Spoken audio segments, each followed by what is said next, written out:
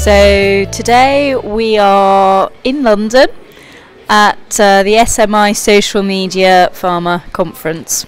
So I think for me the key point is remembering the power of social media, that it's not just a communication channel, it's not just a marketing channel, it's a channel that helps enhance patients' lives and even saves lives, and that to me is a very, very impactful channel indeed. And I think the other sort of follow on from that is this fact that those of us working in pharma, either in companies or in consultancies or in agencies, at the end of the day we are here for patients. I heard a fantastic quote once saying, "No patient, no business."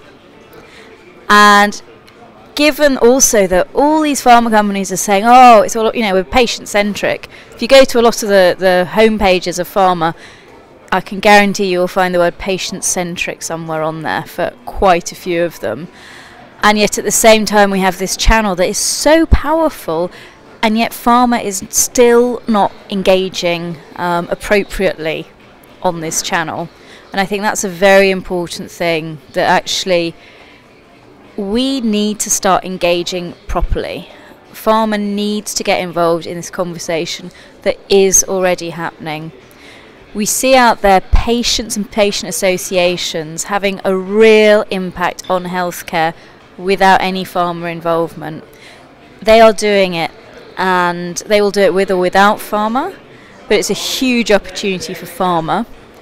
And then of course, pharma does very often focus on physicians, and they are also using social media. So for example, a physician where a rare disease patient walks in the door, he can turn to his social media network to get help with diagnosis. So the classic thing, I have a patient with these symptoms. Could this be Churg-Strauss Churg-Strauss disease? Can anyone correlate that? And they will get a response very quickly. And that again is very, very impactful. And then I think for me, again, as a patient myself, this is a very emotional channel. So if you think about, as a patient, I have symptoms, I'm scared. That's a very strong feeling, that fear. Doing the Google search and finding out, oh my God, it looks like I've got a brain tumour. Actually, no, you've just got a headache. But, it's that fear. But then it's also the hope it brings. So finding out that you're not alone. That is so powerful. I, as a patient, when I found out that actually my negative experience that I was going through, that was so upsetting, I went online, I found other patients, and it really was a very, very powerful emotion to see that I am not alone. But counter to that, when we look at how pharma communicates on this channel, very often it's very emotionless. It doesn't understand and adapt to the emotions that patients are going through as they use this channel. So pharma is looking very much at the rational side of the conversation, but actually sometimes that rational conversation is happening at a different time in the patient's journey.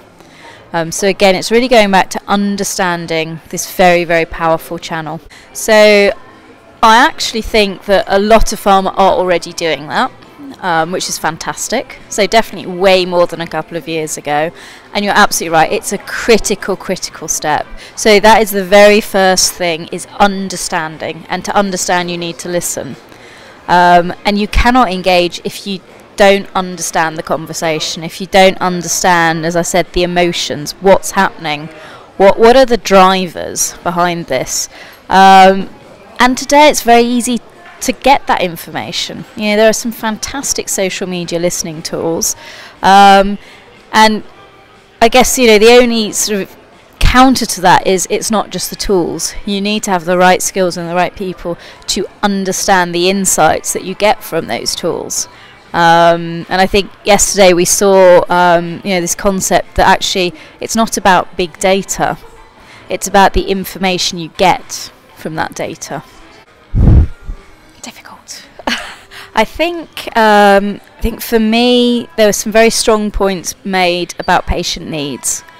Not surprisingly, having Birgit up talking about her experience as an MS patient was shocking to me. And yet it has a happy ending. She's gone from this very negative experience to actually being empowered and helping other patients. And that for me is quite an important takeaway, that, the negative can turn into positive through this fantastic channel.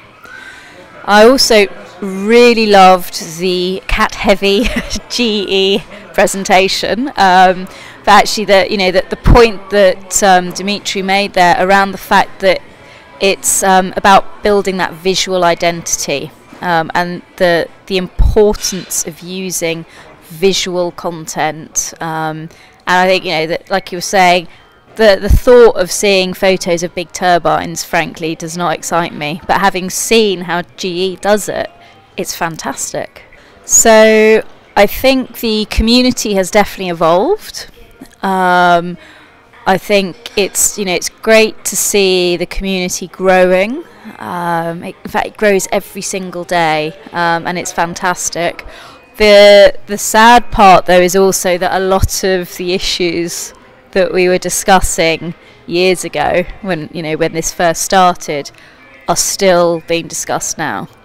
The fact that we've still got people saying, "Oh, well, we can't because of regulations." And yet you have companies like Boehringer that have clearly demonstrated, yes, you can. And so it's sort of a mixed feeling. Very positive to see the growth, see the interest, actually see pharma companies taking part in these discussions, but also very sad that we are still having the same discussions.